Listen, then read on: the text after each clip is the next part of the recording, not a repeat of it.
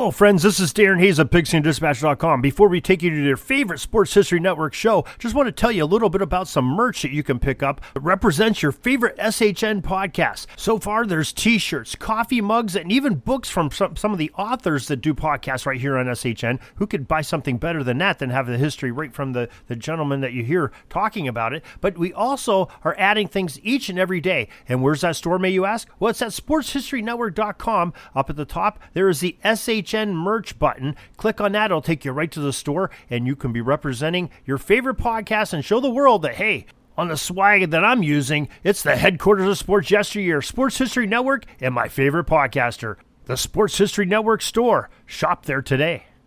Now it's time to take a sports break, a look at sports history on a daily basis.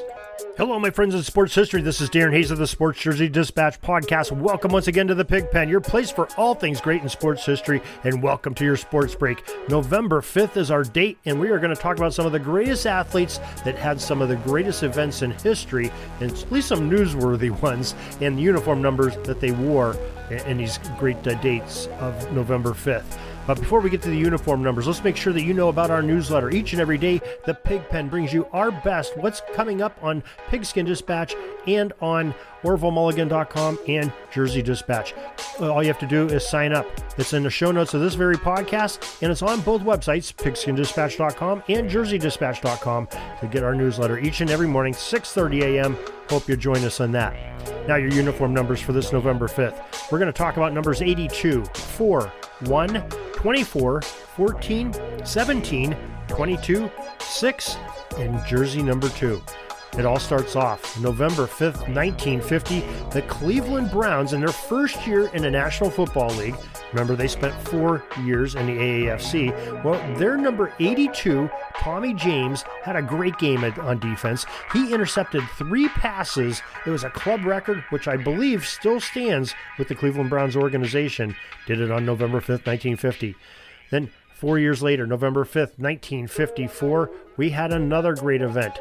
The Montreal Canadiens center, number 4, Jean Bellevue, scored 3 goals in 44 seconds on future Hall of Fame goaltender Terry Sawchuk, who were number 1 in that game in the crease for a 4-2 victory for the Canadiens over the Boston Bruins. It was the second fastest NHL hat trick in history.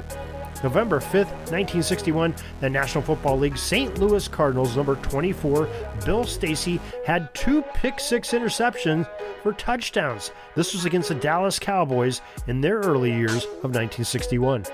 November 5th, 1966, BYU quarterback number 14, Virgil Carter, he set a new NCAA single-game record at the time with 513 passing yards and 599 total yards of offense in a 53-33 Cougars win against Texas Western in Provo, Utah.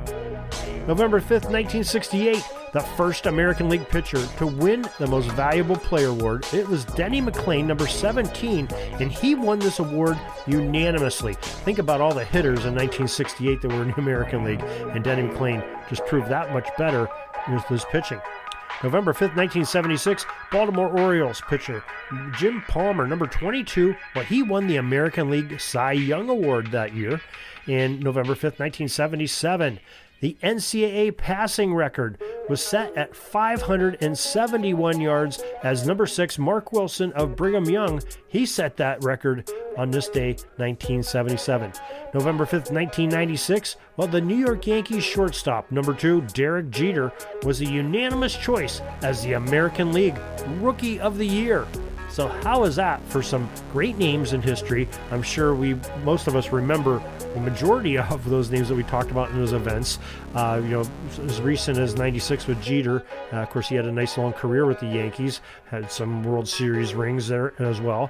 And, just some of these passing records that fell. We had, 2 passing records fall by BYU quarterbacks. 1966 with Virgil Carter, and then again, in 1977 with Mark Wilson.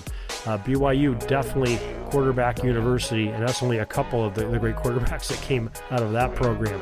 So speaking of college programs, make sure you join us each and every day on Pigskin Dispatch. We have a college program every day that we salute. We're going through all of the FBS programs, and then we're going to add some more, 150 straight days of college football history that we're celebrating, going through one team at a time.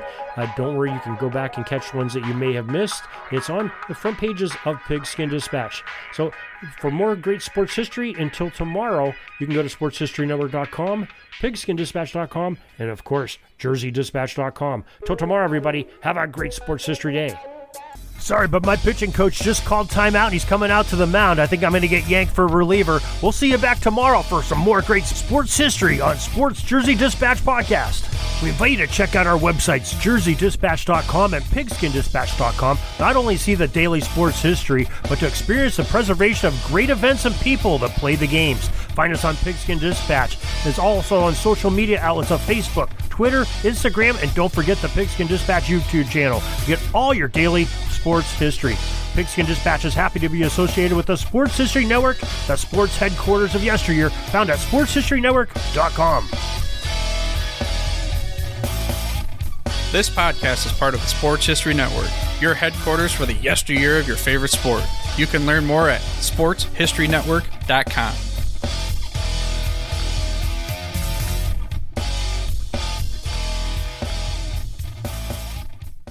Hey there, sports history fan. This is Arnie Chapman, a.k.a. the Football History Dude, and I hope that you enjoyed this recent episode presented by the Sports History Network and were able to learn some good old-fashioned sports history knowledge nuggets. I started the Sports History Network back in 2020 with the mission to help podcasters find a community of like-minded sports history nerds, as well as helping aspiring podcasters to start their own shows. We have a little bit over 30 shows on the network right now covering all sorts of sports history, but as far as I'm concerned, we're just at the toothpick in the ocean moment, that can't even figure it out because there's so much more coming. We wanted to create the ultimate headquarters for sports yesteryear, starting with Podcast Network and our website, but we're going to continue to move into other mediums as well. And here's the cool part, because we want you to be part of our team. So if you're interested in starting your own podcast, or maybe being a guest on one of our shows, or who knows, maybe even writing an article for us over on the website. Seriously, all you gotta do is reach out to us on the contact page over at sportshistorynetwork.com. You can be as technologically savvy as a Neanderthal tapping on a stone trying to figure out this whole hieroglyphics thing back in the day. Again, it doesn't matter, because even if you don't understand the whole podcast space, we have a production team that can pretty much help you out with doing everything. All you gotta do, head over to sportshistorynetwork.com, head to the contact page, fill it out. That message goes right to me, and I'll reach out to you as soon as I can. But for now, dude, I'm through if you're through.